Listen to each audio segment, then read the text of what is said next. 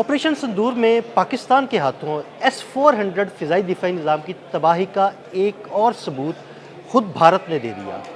वो कैसे? वो ऐसे कि भारत ने अब रशिया से S-400 की बजाय S-500 फ़िज़ाई दिफ़ाई निज़ाम मांगना शुरू कर दिया है। आमिर रज़ा मेरे साथ मौजूद हैं, उनसे बात करते हैं। आमिर भाई, एक सबूत और आ गया, अब S-400 की बजाय S-500 मांग रहा है भारत रशिया से।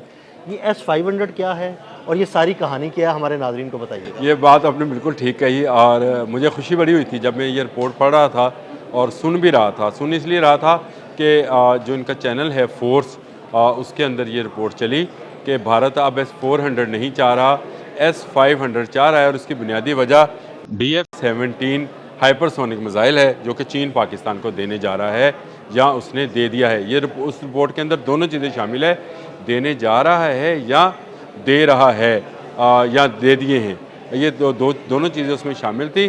DF-17 के ऊपर मैं आपके साथ एक प्रोग्राम कर चुका हूँ उससे पहले। ये हाइपरसोनिक मिसाइल है जी, और ये इसकी 5 मार्क तक स्पीड है जिसका जवाब S-400 के पास नहीं है। बिल्कुल। और यही उस जो व्लॉगर्स हैं उन्होंने इसी पर बात की है और उन्होंने कहा कि DF-17 के होते कोई S-400 जो है वो भारत को नहीं बचा सकता। ये इंडियन हैं जो ये बात कह रहे हैं, बिल्कुल। हम नहीं कह रहे। उन्होंने कहा कि पाकिस्तान जो है वो इस मिसाइल के आने के बाद नाकाबिल शिकस्त हो गया है और अब हमारी डिमांड S-400 की नहीं है जो हम नई बैटरी से लेने जा रहे हैं। हम रशिया से ये कह रहे हैं कि उसने जदीद टेक्नोलॉजी के तहत जो S-500 तैयार किया है वो हमें दिया जाए। रशिया उनको S-400, क्योंकि डील S-400 की है तो S-400 ही देना चाह रहा है, लेकिन जंग मई में जिस तरह से हमने इसको तबाह किया S-400 की बैटरी को, और आदमपुर वाली जो बैटरी आपको पता ही है कि आदमपुर में इनका ये दिफाई निज़ाम, फ़िज़ाई दिफाई निज़ाम लगा हुआ था, जिसको तबाह कर दिया गया, जिसके बाद भारत को जो है मिन्नतें कर कर अपनी जान छुड़वाना पड़ी, क्योंकि उसके बाद आपके फतह 2 और फतह 2 को मिसाइल को कोई रोक नहीं पाया था।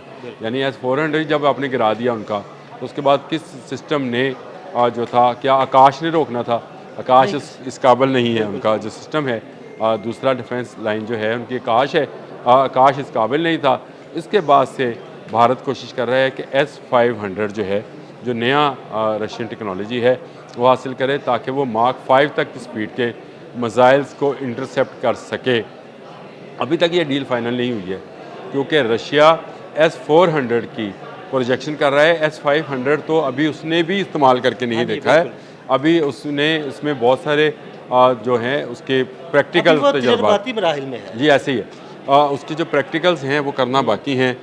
ये किस नौइयत के मिसाइल्स को रोक पाएगा, किसको नहीं रोक पाएगा और क्या काम कर सकेगा, क्या वो इस तरह का कोई डूम बना सकता है कि हाइपरसोनिक मिसाइल जो हैं जो खला की बुलंदी से तकरीबन आएगा, जैसे DF-17 है। मैंने और आपने इस पर बात की थी एक दफ़ा कि ये बिल्कुल जैसे इस कुरे की फ़ज़ा से खला का जो जगह है वहाँ से इसको गिराया जाएगा और उसके बाद ये किसी के काबू में नहीं रहेगा। इसको रोकना और ये ना सिर्फ ना रोका जा सकेगा और ना ये जो है भारत जो है इसका मुकाबला कर पाएगा। यही खौफ जो है उनको है, जिसकी वजह से इन्होंने S-500 की डिमांड शुरू की है। ये एक बड़ी कामयाबी की दलील है कि पाकिस्तान हर आने वाले दिन में एक नई ऐसी टेक्नोलॉजी का हामिल होता जा रहा है जिसका भारत के पास कोई जवाब नहीं है। और यही बात उस फोर्स मैगज़ीन के जो चीफ एडिटर हैं उन्होंने भी यही बात कही कि नाकाबिल शिकस्त होता चला जा रहा है पाकिस्तान।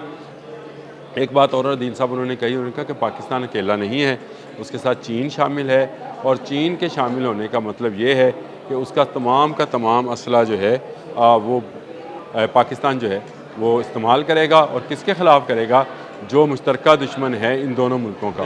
और इन दोनों का मुश्तरका दुश्मन भारत ही है। उन्होंने तो पाकिस्तान और चीन को हमारा अपना मुश्तरका दुश्मन कहा, लेकिन अगर आप इस बात को सिर्फ दूसरी तरफ से देख लें, वाइस वर्सा कर लें, तो पाकिस्तान और चीन का मुश्तरका दुश्मन जो है भारत है। अभी तो उनको एक और खौफ भी है कि दुनिया का सबसे बड़ा फाइटर ड्रोन चीन बनाने जा रहा है। इस पर आप अगर अलग से व्लॉग कर लें तो कर लें, इस पर हम अलग बड़ा से बात हैवी। करेंगे। मैं अपने नाज़रीन को बता दूं जी, बिल्कुल ये एक बड़ा ज़बरदस्त टॉपिक है और बड़ी ज़बरदस्त ईजाद होने जा रही है। इस बारे में इंशाल्लाह आपको अगले वीलॉग में हम ज़रूर बताएंगे, अभी कंटिन्यू कीजिएगा। जी बिल्कुल ऐसे ही है। DF-17 का वो खौफ जो है वो भारत को S-500 तक लेके जा रहा है। भारत एक ऐसा डूम बनाना जा रहा है जिस तरह से इसराइल ने आयरन डूम बनाया था, लेकिन नाकाम क्यों हुआ? क्योंकि वो भी फतह मिसाइल को नहीं रोक पाया, ईरान के जो मिसाइल थे उनको नहीं रोक पाया था। इसी तरह रशियन S-400 का जो है वो DF-17 का कोई उसके पास जवाब नहीं है, तो S-500 लेगा ताकि वो 5 मार्क तक की स्पीड के मिसाइल्स को जो है वो रोक सके। लेकिन जब तक ये S-500 आएगा पाकिस्तान इससे एक कदम आगे चला जाएगा।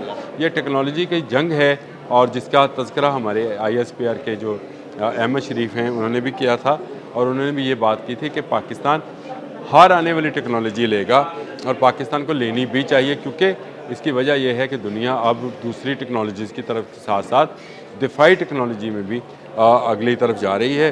भारत अभी बहुत पीछे रह गया है इस मामले में, क्योंकि भारत के अपने मिसाइल टेक्नोलॉजी नहीं है, वो रशियन है। उसके पास अपनी फ़ज़ाई टेक्नोलॉजी नहीं है, वो या रशियन है या फ्रेंच है। उसके पास अपनी कोई ऐसी चीज़, उसके पास अपना जो है वो इंटरसेप्टर्स नहीं हैं उस लेवल के जो कि पाकिस्तानी मिसाइल्स को रोक सकें। तो ये बात साबित शुदा हो गई अदील साहब कि पाकिस्तान ने जंग मई में भारत को किसी को मुंह दिखाने लायक नहीं छोड़ा। अब वो रशिया से S-500 लेने की डिमांड कर रहा है, लेकिन ये S-500 इसको मिलेगा नहीं। ये आप पूछ सकते हैं कि क्यों नहीं मिलेगा। एक चीज़ है, प्रोडक्ट है, बेचने के लिए बनाई जाती है। देखें भारत और रशिया का आपस में जो नाता है वो दिफाई से ज़्यादा इक़्तिसादी है, और वो दोबारा मैं आपको जो पिछले व्लॉग में मैंने आपको बात बताई थी वो तेल का मामला है।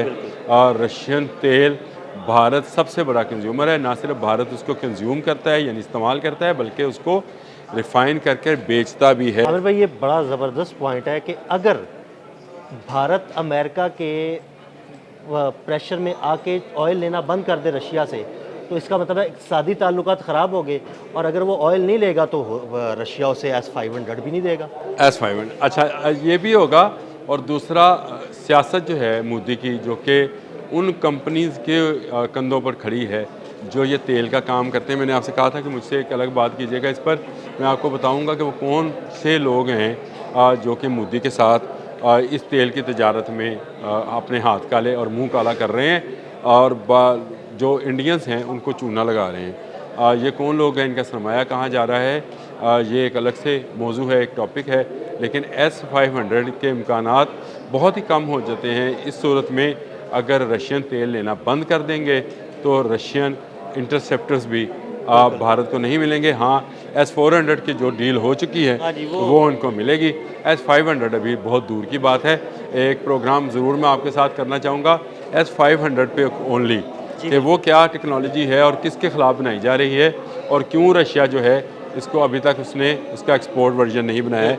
ये एक अलग बात है, ये अलग से कर। जी बिल्कुल, इस पे बात करेंगे। बहुत शुक्रिया आमिर भाई। जी बिल्कुल, आमिर रज़ा ने बड़ी तफसील के साथ आपको S-400 और S-500 की कहानी भी बताई। अदील अहमद और आमिर रज़ा को इजाज़त दीजिएगा। अल्लाह हाफ़िज़।